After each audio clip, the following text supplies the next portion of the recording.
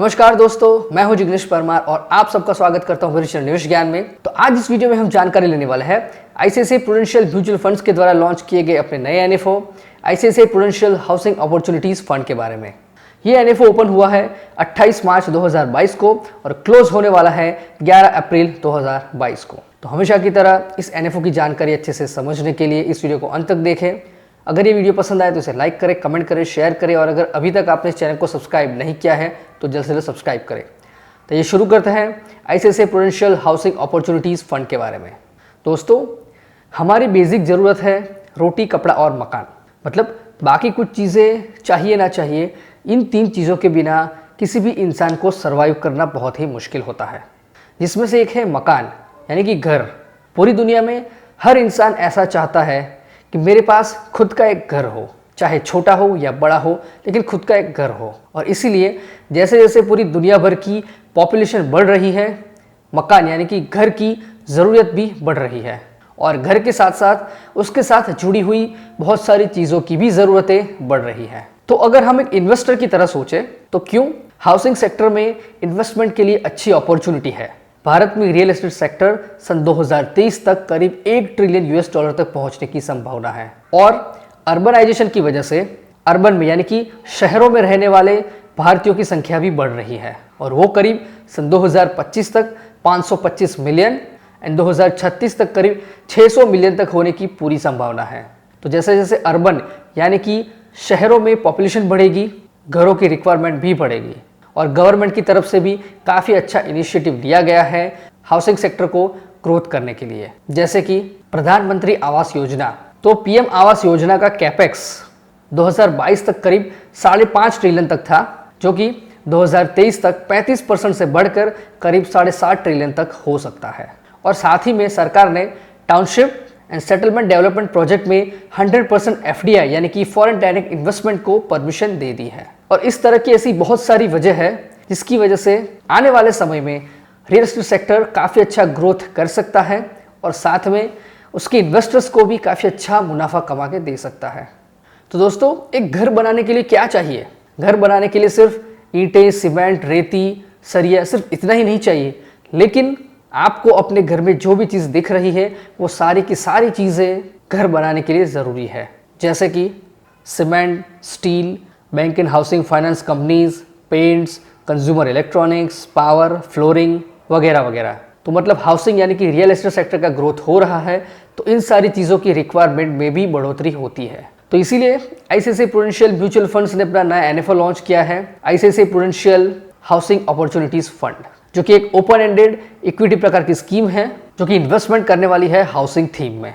और इसका बेंचमार्क है निफ्टी हाउसिंग इंडेक्स। तो इसलिए हम थोड़ी सी ब्रीफ में जानकारी लेते हैं निफ्टी हाउसिंग इंडेक्स के बारे में। तो ये इंडेक्स हाल ही में यानी कि 15 फरवरी 2022 को ही लॉन्च हुआ है और इस इंडेक्स के अंदर हाउसिंग थीम के टॉप के 50 स्टॉक्स के परफॉर्मेंस को ट्रैक किया जाता है, यानी कि कैप्चर किया जाता है। और ये लार्जेस्ट 50 स्टॉक्स उसके पिछले 6 महीने के फ्री फ्लोट मार्केट कैपिटलाइजेशन के एवरेज के हिसाब से सिलेक्ट किए जाते हैं। मतलब कि इस इंडेक्स में हाउसिंग सेक्टर के टॉप के 50 स्टॉक्स होते हैं। इस इंडेक्स में सेक्टर वाइज वेटेज मैक्सिमम 25% रखा गया है और स्टॉक वाइज वेटेज मैक्सिमम 10% रखा गया है। इससे ज़्यादा किसी भी सेक्टर को या तो फिर किसी स्टॉक को वेटेज नहीं दिया जाएगा। तो अब बात करेंगे इस इंडेक्स के सेक्टर रिप्रेजेंटेशन और उसके वेटेज के बारे में। तो यहाँ पर फाइनेंशियल सर्विसेज का वेटेज है 20.83%, consumer goods 17.30%, cement and cement products 16.11%, उसी तरह से construction, power, metals, oil and gas, इतने सेक्टर का इतना वेटेज है इस इंडेक्स में।